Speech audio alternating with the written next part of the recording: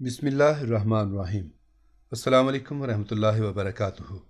حضرت ابو قدامہ شامی اپنے مجاہد ساتھیوں کے ہمراہ رقہ میں جہاد کی تیاریوں میں مصروف تھے کہ اس دوران شہدائے کرام کے خاندان کی ایک غریب اور مسکین خاتون شرم و حیا کی چادر میں مستور ان کی خدمت میں پیش ہوئی اور اپنے سر کے سنہری اور ریشم و حریر جیسے نرم اور نازک سیاہ بالوں سے بٹی اور مٹی میں اٹی بالوں کی مینڈیاں پیش کر کے گزارش کرنے لگی، مجھے پتہ چلا ہے کہ تم جہاد کے لیے گھوڑے کس رہے ہو، اور اگر ہمارے پاس بھی گھوڑے ہوتے تو وہ آپ کی خدمت میں پیش کر دیتی تاکہ تم ان پر سوار ہو کر نیزہ بازی اور شمشیر زنی کرتے، لیکن میرے پاس میرے اپنے بالوں کی بٹی ہوئی یہ مینڈیاں ہیں۔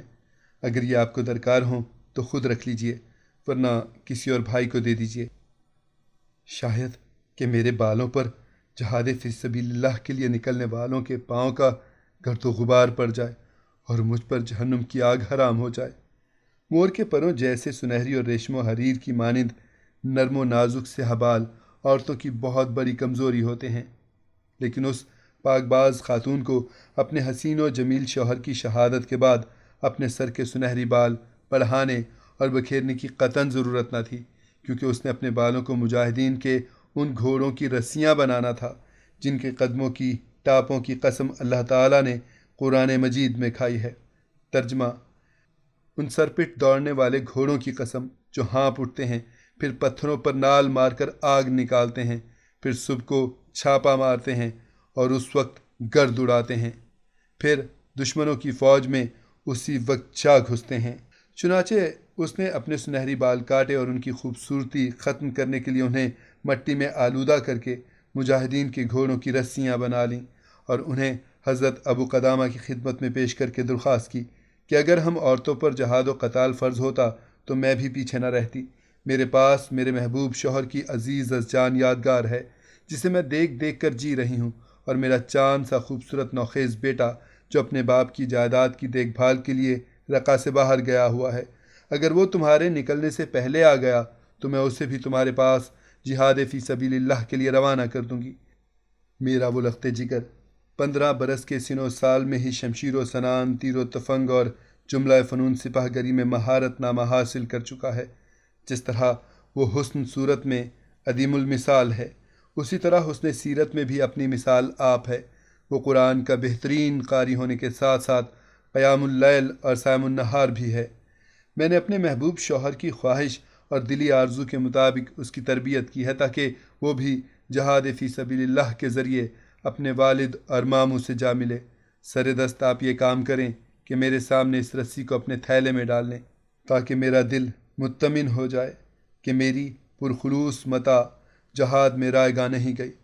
حضرت ابو قدامہ شامی نے وہ رسی اپنے تھیلے میں ڈال لی اور اپنے ہمراہیوں کے ساتھ رقہ سے نکل پڑے۔ ابھی مسلمہ بن عبد الملک اموی کے قلعے تک پہنچے ہی تھے کہ انہیں پیچھے سے آواز سنائی دی، اے ابو قدامہ ذرا ٹھہرو، اللہ آپ پر رحم فرمائے۔ حضرت ابو قدامہ ٹھہر گئے، چنانچہ وہ نقاب پوش شاہ سوار سلام کے بعد کہنے لگا، اللہ سبحانہ و تعالیٰ کا شکر ہے کہ اس نے مجھے تمہاری رفاقت عطا فرمائی اور ناکام نہ لوٹایا۔ حضرت ابو قدامہ شامی نے اس سے خوشگوار لہجے میں فرمایا، عزیز من، اپنا نقاب اتار کر گفتگو کیجیے تاکہ میں آپ کی عمر کا اندازہ کر سکوں کہ آپ پر جہاد واجب ہو تو اپنے ساتھ لے چلوں، ورنہ آپ کو واپس جانے کے لیے کہہ دوں۔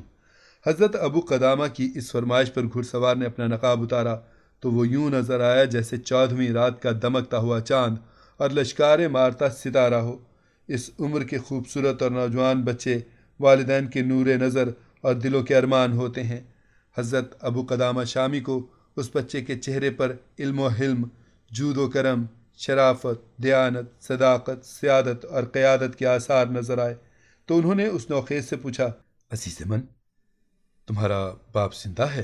اس نے جواباً عرض کی، وہ تو اللہ کی راہ میں شہید ہو گئے ہیں، اور میں کفار سے ان کا انتقام لینے کے لیے آپ کے ساتھ نکلا ہوں۔ میں بھی اسی طرح اللہ کی راہ میں شہید ہونا چاہتا ہوں۔ مجھے امید ہے کہ جس طرح اللہ نے میرے والد کو شہادت عطا کی ہے، اس طرح مجھے بھی عطا فرمائے گا۔ حضرت ابو قدامہ نے پوچھا، میرے عزیز، تیری والدہ زندہ ہیں؟ اس نے جواب دیا، ہاں۔ حضرت ابو قدامہ، تو پھر اس کے پاس جا اور اس سے اجازت طلب کر، اگر وہ اجازت دیتے تو فبھا، ورنہ اس کے پاس رہو، کیونکہ تیرا اس کی فرما برداری کرنا جہاد سے افضل ہے۔ جنت تلواروں کے سائے میں اور ماؤں کے قدمے میں ہے۔ وہ کہنے لگا، چچا جان، آپ مجھے پہچانتے نہیں، میں آپ کے پاس امانت رکھنے والی خاتون کا بیٹا ہوں۔ آپ اتنی جلدی میری ماں کی وصیت بھول گئے؟ وہ میری ماں ہی تھی جس نے آپ کو اپنے سر کے بالوں سے بٹی ہوئی رسی دی تھی اور آپ کو اسلام کی حرمت کا حوالہ دے کر درخواست کی تھی کہ مجھے ثواب سے محروم نہ رکھنا۔ میں آپ کو اللہ کا واسطہ دے کر درخواست کرتا ہوں، مجھے جہاد فی سبیل اللہ کے لیے ساتھ لے چلیے۔ میں کوئی نادان نہیں، بلکہ کتاب اللہ کا حافظ، سنت رسول صلی اللہ علیہ وآلہ وسلم کا عالم، تیر و تفنگ کا ماہر اور فنون سپاہ گری سے واقف ہوں۔ لہٰذا مجھے کم سن سمجھ کر واپس نہ کیجیے، کیونکہ میرے گھرانے میں مجھ سے زیادہ فہم و فراست رکھنے والا اور کوئی نہیں۔ پھر یہ کہ میری ماں نے مجھے قسم دے کر کہا تھا کہ بیٹے واپس نہ لوٹنا، اور یہ بھی کہا تھا کہ اے میرے لخت جگر، کفار سے مڑ بھیڑ کے وقت پیٹھ نہ پھیرنا، اپنی جان اللہ پر نثار کر دینا، اور جنت میں اپنے پیارے باپ اور ماموں کے پڑوس کا سوال کرنا۔ جب اللہ سبحانہ و تعالیٰ تجھے شہادت عطا کر دے تو میری بخشش کی سفارش کرنا۔ اہل علم نے مجھے بتایا ہے کہ شہید اپنے گھرانے کے 70 آدمیوں اور 70 ہمسایوں کی بخشش کی سفارش کرے گا۔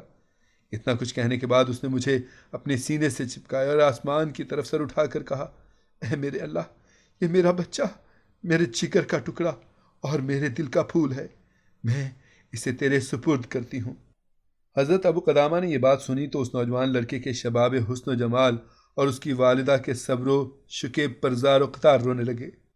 یہ دیکھ کر نوجوان لڑکے نے کہا، چچا جان، روتے کیوں ہیں؟ اگر میری کمسنی پر روتے ہیں تو کیا اللہ تعالیٰ اتنی عمر والے سیاہکار کو عذاب نہ کرے گا؟ انہوں نے کہا، میرے بھتیجے، میں تیری کمسنی پر تو نہیں رو رہا، بلکہ تیری والدہ کی اس زندگی کا تصور کر کے رو رہا ہوں جو وہ تیرے بغیر بسر کرے گی۔ یہ جہادی قافلہ مسلمہ بن عبد الملک اموی کے قلعے سے نکل پڑا اور سارا دن سفر کرتا ہوا ایک جگہ پر آرام کی غرض سے اتر پڑا۔ اس عرصے میں حضرت ابو قدامہ نے دیکھا کہ وہ لڑکا سب سے بڑھ کر ذکر الہی کرنے والا اور سب سے اچھا شاہ سوار ثابت ہوا ہے۔ یہ قافلہ کئی دن اور راتیں چلتا رہا۔ ایک دن غروب آفتاب کے وقت مشرکین کے علاقے میں جا پہنچا، جو کہ یہ مجاہدین دن کو روزے اور رات کو نوافل پڑھتے تھے۔ سو نوجوان نے ان کے لیے کھانا پکایا، انہیں روزہ افطار کرا کے بیٹھا ہی تھا کہ دن بھر کی تھکاوٹ کی وجہ سے اونگ طاری ہو گئی اور یہ سو گیا۔ قافلے والے مجاہدین نمازیں ادا کر کے ضروری امور نمٹانے کے بعد اس نوجوان کے پاس سے گزرے تو وہ میٹھی نیند کے مزے لوٹ رہا تھا اور اسی دوران اس کے لبوں پر مسکراہٹ طاری تھی۔ حضرت ابو قدامہ شامی نے اپنے ساتھیوں کو متوجہ کر کے بتایا، ذرا اس سونے والے کی مسکراہٹ تو دیکھو۔ جب وہ نوجوان نیند سے بیدار ہوا تو حضرت ابو قدامہ نے سوال کیا، میرے عزیز اور پیارے بھتیجے، ہم نے تجھے نیند میں مسکراتا ہوا دیکھا ہے، اس کا سبب تو بتاؤ۔ تو اس نے بتایا، چچا جان، میں نے نیند میں ایک بہترین خواب دیکھا ہے۔ میں اپنے آپ کو ایک سرسبز و شاداب باغیچے میں سیر کرتے دیکھ رہا تھا۔ اسی سیر کے دوران میں نے ہیروں اور جواہرات سے آراستہ چاندی کا محل دیکھا ہے کہ جس کے دروازے سونے کے بنے ہوئے اور ان کے آگے ریشمی پردے لٹکے ہوئے ہیں۔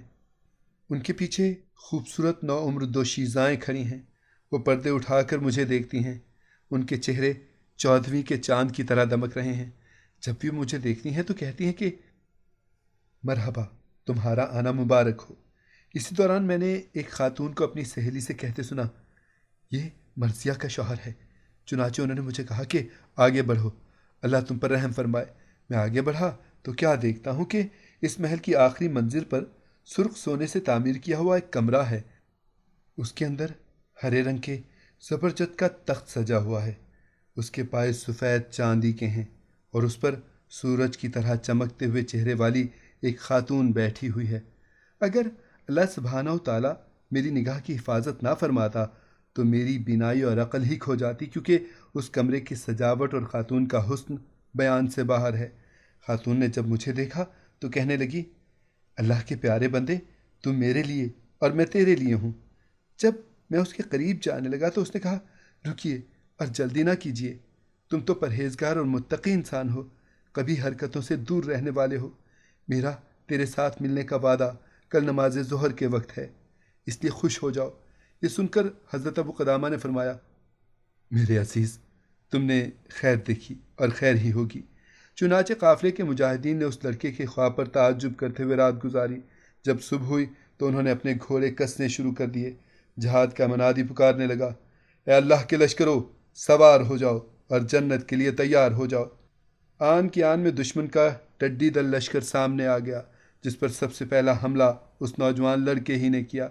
چنانچہ وہ اس کی صفوں کو چیرتا ہوا اور اس کی جمعیت کو پارا پارا کرتا ہوا لشکر کے درمیان جا گھسا۔ اس نے ان کے کشتوں کے پشتے لگا دیے اور بڑے بڑے سورماؤں کو جہنم واصل کر دیا۔ حضرت ابو قدامہ نے اسے لشکر کے درمیان بے خوف و خطر دیکھا تو اس کے گھوڑے کی لگام پکڑ لی اور کہا، میرے بھتیجے، واپس چلے جاؤ، تم جنگی کر و فر کے اسالیب سے واقف نہیں ہو، حملے پر حملہ کرتے جاتے ہو، حالانکہ لڑائی میں طرح طرح کی چالیں چلنا پڑتی ہیں، تم دشمن کو جھل دینے کی کوشش ہی نہیں کرتے۔ اس نے جواباً عرض کیا، چچا جان، تم نے اللہ سبحانہ و تعالیٰ کا یہ فرمان نہیں پڑھا، اے اہل ایمان، جب میدان جنگ میں کفار سے تمہارا مقابلہ ہو تو ان سے پیٹھ نہ پھیرنا۔ کیا تم چاہتے ہو چچا جان کہ میں جہنم میں داخل ہو جاؤں؟ ابھی چچا بھتیجا اس موضوع پر بات چیت کر ہی رہے تھے کہ ان پر مشرکین نے یک بارگی حملہ کر دیا۔ وہ دونوں ایک دوسرے سے جدا ہو گئے اور اپنا اپنا دفاع کرنے لگے۔ اس حملے میں بہت سے مسلمان شہید ہو گئے۔ جب دونوں لشکر ایک دوسرے سے جدا ہوئے تو میدان جنگ مقتولین سے بھر چکا تھا اور ان کے خون سے زمین سرخ ہو چکی تھی۔ کثرت خون اور غبار کی وجہ سے زخمیوں کو پہچاننا دشوار ہو چکا تھا۔ حضرت ابو قدامہ اللہ کے فضل و کرم کے بعد اپنی جنگی مہارتوں کی وجہ سے شمشیر زنی اور نیزہ بازی کرتے ہوئے دشمن کے حصار سے نکل چکے تھے۔ چنانچہ وہ اپنے گھوڑے پر سوار ہو کر مقتولوں کے درمیان اس نوجوان لڑکے کو تلاش کرنے لگے۔ کیا دیکھتے ہیں کہ وہ خوبرو لڑکا خاک و خون میں تڑپ رہا ہے اور کہہ رہا ہے، اے مسلمانوں کی جماعت، اللہ کے لیے میرے چچا کو بلاؤ۔ حضرت ابو قدامہ نے اس کی دلگداز آواز سنی تو اس کی طرف لپکے، اسے خاک و خون میں لت پت اور گھوڑوں کی ٹاپوں سے روندے جانے کی وجہ سے پہچان نہ سکے۔ بولے، میں ہوں ابو قدامہ۔ خاک و خون میں غلطیدہ نوجوان نے کہا، چچا جان، رب کعبہ کی قسم، خواب سچا ثابت ہوا، میں بالوں کی رسی کا عطیہ پیش کرنے والی خاتون کا بیٹا ہوں۔ یہ سنتے ہی حضرت ابو قدامہ اس پر گر پڑے، اس کی پیشانی کا بوسہ لے کر اس کے چہرے اور بدن سے مٹی اور خون پونچھنے لگے اور درخواست کرنے لگے، بھتیجے، قیامت کے دن اپنے چچا ابو قدامہ کو بھی اپنی سفارش میں شامل رکھنا۔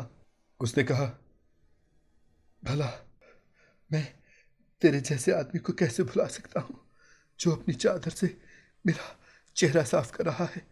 چچا جان، اگر اللہ سبحانہ و تعالی آپ کو صحیح سلامت واپس لے جائے تو اللہ کے لیے میرے یہ خون آلود کپڑے میری غمزدہ والدہ کے سپرد کر دینا، تاکہ اسے پتہ چلے کہ میں نے اس کی وصیت کو رائگاں نہیں جانے دیا اور نہ میں نے مشرکین کے ساتھ جنگ میں کسی طرح کی کمزوری کا مظاہرہ کیا ہے۔ اسے میری طرف سے سلام عرض کرنا اور کہنا کہ تم نے جو ہدیہ اللہ سبحانہ و تعالیٰ کی بارگاہ میں پیش کیا تھا وہ اس نے قبول کر لیا ہے۔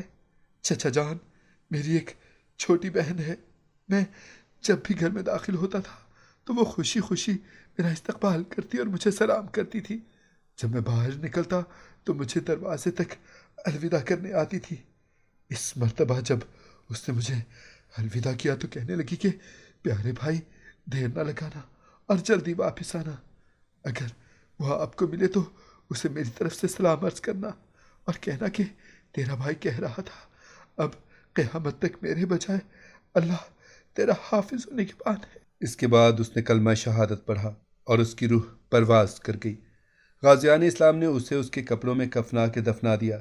اس کے بعد حضرت ابو قدامہ اپنے غازی دوستوں کے ہمراہ محاذ جنگ سے واپس آئے اور رقہ میں داخل ہوئے تو سب سے بڑی فکر اس بات کی تھی کہ وہ اس شہید لڑکے کی ماں کا گھر تلاش کریں۔ چنانچہ وہ ایک گھر کے دروازے پر سے گزرے تو وہاں ایک بچی کھڑی تھی جو شکل و شباہت اور حسن و جمال میں اس شہید کے ساتھ مشابہ تھی۔ وہ روزانہ دروازے پر آ کر کھڑی ہو جاتی تھی اور آنے جانے والوں سے اپنے اکلوتے بھائی کا پتہ پوچھتی رہتی۔ جب حضرت ابو قدامہ اس کے پاس آئے تو اس نے ان سے بھی یہی پوچھا، اے چچا کہاں سے آئے ہو؟ انہوں نے جواب دیا، محاذ جنگ سے آ رہا ہوں۔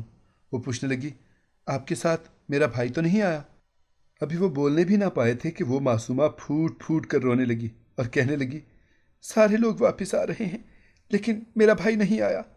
یہ سن کر حضرت ابو قدامہ کی آنکھوں سے آنسو بہنے لگے، لیکن انہوں نے بچی کے رنج و الم کی وجہ سے اپنے آپ پر قابو پا لیا اور کہا، بیٹی اس گھر والی بی بی سے کہو کہ ابو قدامہ سے بات کرے، وہ دروازے پر کھڑا ہے۔ حضرت ابو قدامہ شامی کہتے ہیں کہ مجھے دیکھ کر دفعتاً اس عورت کا رنگ فق ہو گیا، لیکن فوراً سنبھل گئی۔ چنانچہ اس نے پوچھا، تعزیت کرنے آئے ہو یا خوشخبری دینے؟ میں نے کہا، اللہ تجھ پر رحم فرمائے، میں تعزیت کی صورت میں بشارت دینے آیا ہوں۔ اس نے کہا، اگر میرا بیٹا صحیح سلامت واپس لوٹا ہے تو آپ تعزیت کرنے والے ہیں، اور اگر فی سبیل اللہ شہید ہو گیا ہے تو آپ بشارت دینے والے ہیں۔ میں نے کہا، تو پھر بشارت حاصل کرو، اللہ تعالیٰ نے تمہارا ہدیہ قبول کر لیا ہے۔ یہ سن کر اس پر فطرت ممتا غالب آ گئی اور وہ پھوٹ پھوٹ کر رونے لگی۔ بالآخر وہ ماں تھی۔ کچھ دیر بعد آنسو پونچھے اور کہنے لگی، اللہ کا شکر ہے کہ اس نے میرے بیٹے کی شہادت کو میرے لیے قیامت کے دن کا ذخیرہ بنا دیا ہے۔ چنانچہ میں نے چھوٹی بچی کو بلوا کر اس کے بھائی کی طرف سے سلام کہا اور شہید کی وصیت کے مطابق اس کے خون آلود کپڑے اس کی والدہ کے سپرد کیے اور غم کے آنسو بہاتا ہوا واپس چلا آیا۔